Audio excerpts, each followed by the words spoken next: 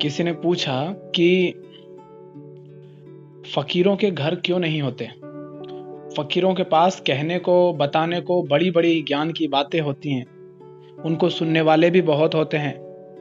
एक बार अगर फकीर कह दे तो वो सारे लोग मिलके मिलके उसके लिए महल बना देंगे, उसके लिए गाड़ियां घोड़े सब खरीद देंगे। किंतु फिर भी उसके पास क्यों नहीं होता ये सब? उसके पास इसलिए नहीं होता क्योंकि उसे कोई डर नहीं है। वो बेखौफ जीता है, उसे किसी का डर नहीं।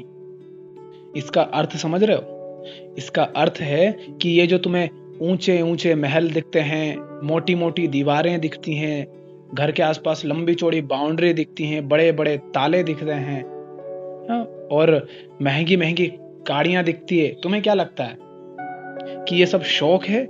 ना ना ना, ये शौक नहीं है। ये मोटी मोटी दीवारें इंसान के अंदर जो डर है, उस डर का प्रतीक हैं। जो इंसान जितना अधिक डरा हुआ होता है, उसके महल उतने ही ऊंचे होते हैं। और जो डरा हुआ होता है वो भी वैसे ही महल बनाने के लिए मेहनत करता रहता है। जब किसी के आसपास बॉडीगार्ड चलते हैं तो तुम्हें लगता है अरे ये तो बड़ा आदमी है। नहीं, वो बड़ा नहीं है, वो डरपोक है, कायर है। और तुम भी उसी के जैसा बनने के लिए अपनी जिंदगी गंवा देते हो। तुम उससे डरते हो जो खुद डरा हुआ है। किसी का महल देखकर, किसी की महंगी गाड़ी देखकर तुम बहक जाते हो, उसके सामने झुक जाते हो। अरे पगलों, समझो, वो डरा हुआ है, उसे सुरक्षा चाहिए। उसे इतना खौफ है कि उसके महल की दीवारें तुम्हारे घर की दीवारों से 4 गुना ज्यादा मोटी होंगी, ताकि कोई तोड़ के घुस ना सके। फकीर को कोई डर नहीं, वो मौज में है अपनी, मस्त। खुला आसमान उसका महल, पूरी धरती उसका बिछौना हो गया। उसे किसका डर? देखते नहीं हो लोग लाइफ इंश्योरेंस और न जाने क्या क्या इंश्योरेंस कराते रहते हैं, कराते रहते हैं। क्यों कराते रहते हैं? खौफ, डर। लोगों को लगता है कि कोई आदमी बड़ी मेहनत कर रहा है। किस चीज के लिए? किसी ऊंचे पद को पाने के लिए, कोई बड़ी नौकरी पाने के लिए बहुत मेहनत कर रहा है, और हम उसको बड़ी शाबाशी देते हैं। और शाबाशी देने में बुराई कोई नहीं है, पर असली बात यह है कि वो जो इतनी मेहनत कर रहा है ना, वो क्या कर रहा है? वो अपने लिए सुरक्षा का इंतजाम कर रहा है। वो इतना डरा हुआ है। कोई बैंक बैलेंस को बड़ा करने में लगा हुआ है, कोई इंश्योरेंस करवाने में लगा हुआ है, कोई महल बनाने में लगा हुआ है। कोई चाहता है कि अधिक से अधिक लोगों से पहचान हो जाए, ताकि अधिक लोग मेरे साथ रहें, तो कोई समस्या आए तो वो मेरे साथ खड़े रहेंगे। ये क्या, ये डर नहीं है? ये डर ही है। कोई चाहता है कि किसी नेता से दोस्ती हो जाए किसी तरह, ताकि मुसीबत के समय वो काम आ जाए। ये डरे हुए लोगों की पहचान है। ये सब करना गलत नहीं है कि आप नेता बन जाओ, नौकरी करो, कोई काम करो, महल बनाओ। ये करना गलत नहीं है, पर तुम जो करते हो वो तुम इसलिए नहीं करते हो कि मौज में हो, तुम इसलिए करते हो क्योंकि तुम डरे हुए हो। और डर किस चीज का होता है? डर होता है हमेशा कुछ ना कुछ छिन जाने का। और तुमसे छिनेगा तो सही। क्यों? क्योंकि तुम्हारे पास वो सब है जो तुम्हारा है नहीं। डर क्यों लगता है? डर इसीलिए लगता है क्योंकि हमारे पास जो कुछ है वो हमारा नहीं है, हमें दुनिया से मिला है, संसार से मिला है। और जो कुछ भी हमारा अपना नहीं है, उसके वापस छिन जाने का डर सदा रहता है। और असली बात यह है कि हमारे पास कुछ भी हमारा अपना नहीं, इसलिए हम सदा डरते ही रहते हैं। क्या है तुम्हारे पास अपना? कुछ है तुम्हारे पास देने के लिए संसार को? क्या दे सकते हो तुम संसार को? तुम संसार से ही तो सब कुछ लिया है।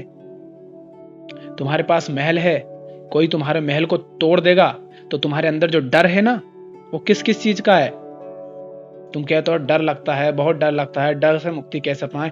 डर से मुक्ति पाने का एक ही तरीका है, जो संसार से मिला है उसे संसार को लौटा दो। जब तक वो तुम्हारे पास है तब तक तुम्हें डर सताएगा सताएगा।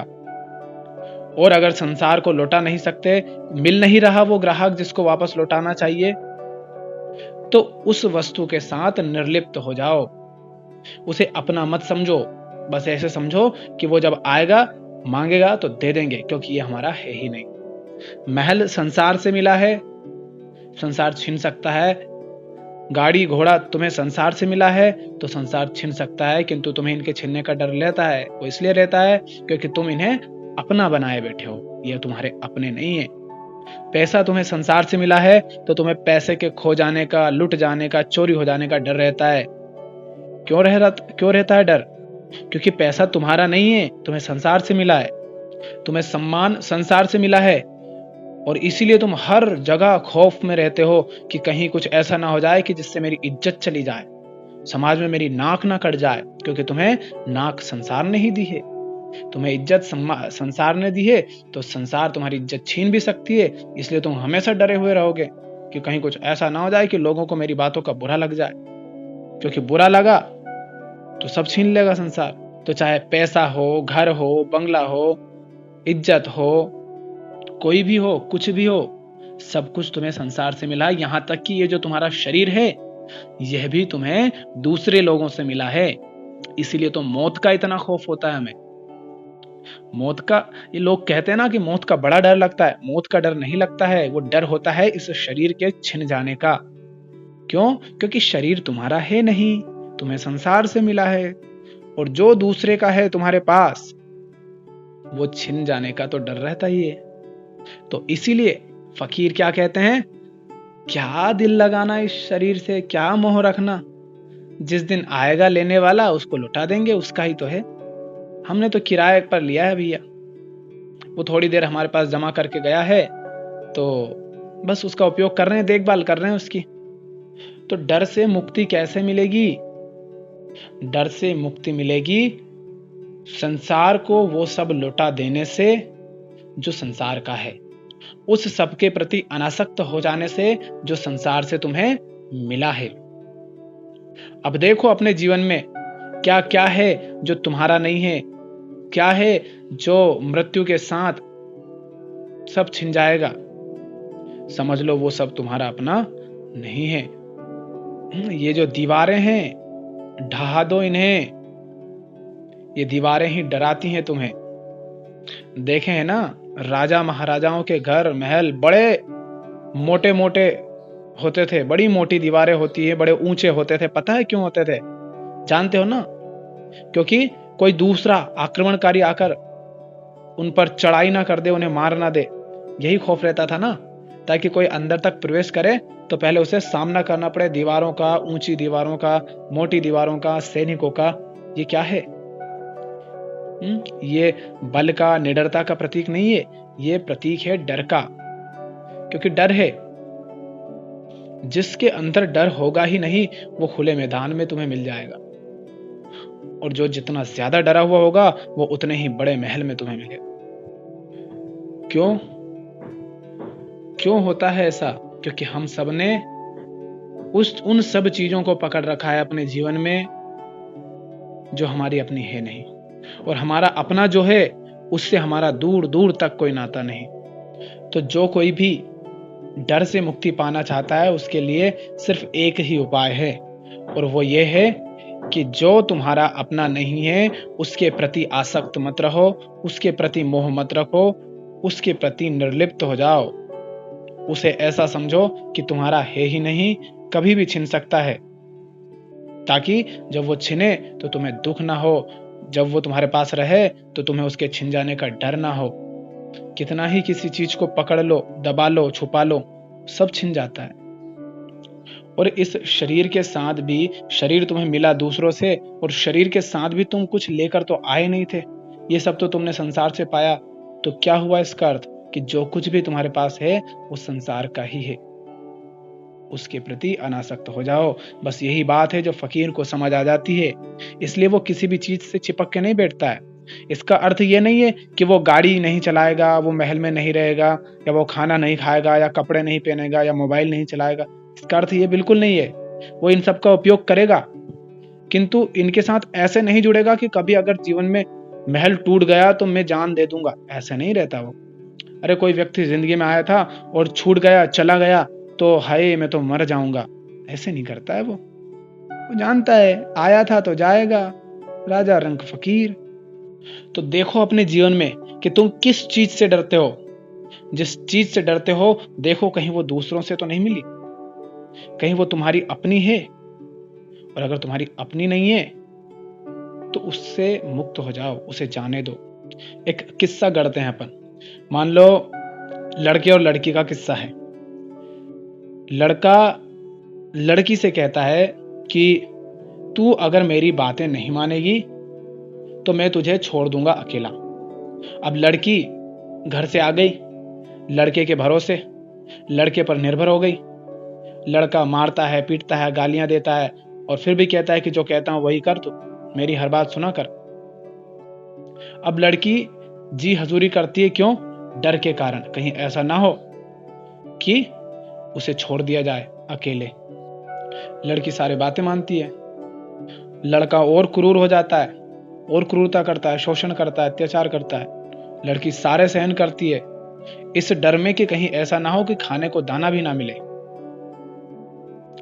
एक दिन लड़की परेशान हो जाती है, और लड़का जब कहता है कि तुझे छोड़ दूंगा, वो कहती नहीं मानूंगी बात। लड़का कहता है छोड़ दूंगा, लड़की कहती निकल, छोड़ना है ना, जा, छोड़ दिया। यही एक चीज की धमकी दे रहा है ना तू, कि छोड़ देगा, कैसे रहेगी, कहाँ जाएगी। अरे इतनी बड़ी दुनिया है, रह लेंगे, खाने को जहां चाहे वहां से मिल जाएगा। दिन भर तो खाएंगे नहीं, एक टाइम 2 टाइम खाएंगे। तू निकल, तू रे अकेला ही, तू मर। अब जमा ले किस पर तुझे धौंस जमानी है। अब बताओ, वो लड़की अब अकेली हो गई, क्या अब उसके अंदर डर है? अब उसके अंदर डर नहीं है। क्यों? क्योंकि जिस चीज का डर था उसे, जिस घर का छूट जाने का, जिस व्यक्ति के छूट जाने का, जिस सहारे के छूट जाने का उसे डर था, वो छूट गया, और डर भी उसके साथ ही फिर चला गया।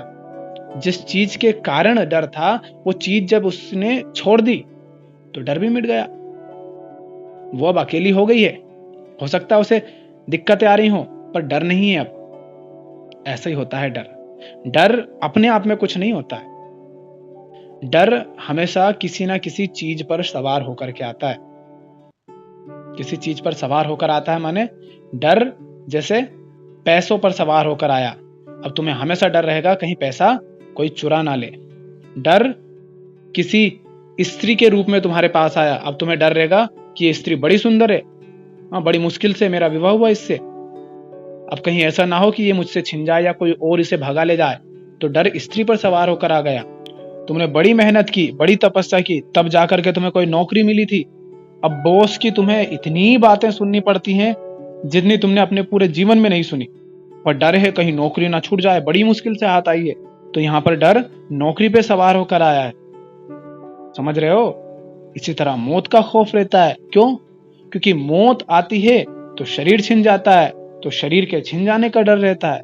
तो यहां पर डर शरीर पे सवार होकर आया है। तो डर अपने आप में कुछ नहीं होता है। डर हमेशा किसी ना किसी वस्तु से, किसी ना किसी चीज से जुड़ा रहता है, उस पर सवार होकर आता है।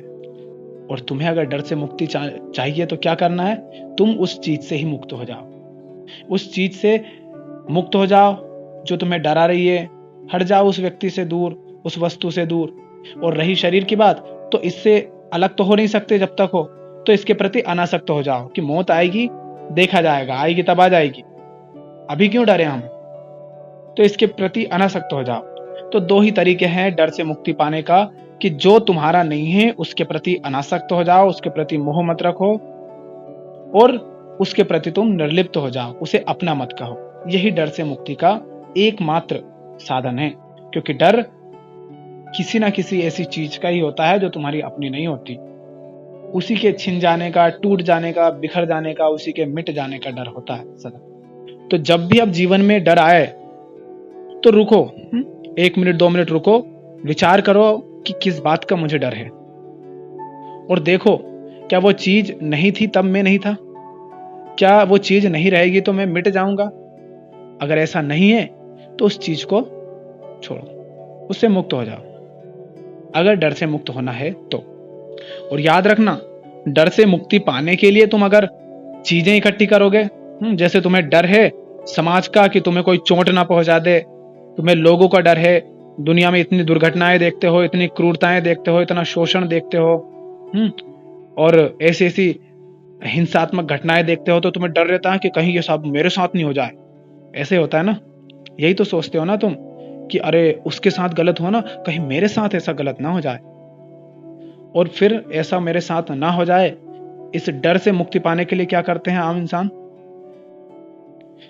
कहता है बड़ा घर बना लेंगे, बड़ी नौकरी पालेंगे, और पैसे इकट्ठे कर लेंगे, बहुत सारी जमीन जायदाद खरीद लेंगे, गाड़ी घोड़े ले लेंगे, तो इससे क्या होगा, इससे हम बड़े हो जाएंगे समाज में, फिर समाज हम पे चढ़ नहीं पाएगा, फिर हमें डर नहीं रहेगा। ये गलती मत करना, ऐसी गलती में तुम्हारा जीवन बर्बाद हो जाएगा, पूरा जीवन निकल जाएगा और पता भी नहीं चलेगा, और फिर भी डर बना रहेगा। क्योंकि तुम दुनिया में किस किस से आगे निकलोगे? जो सबसे आगे है उसे भी मौत का डर है अभी।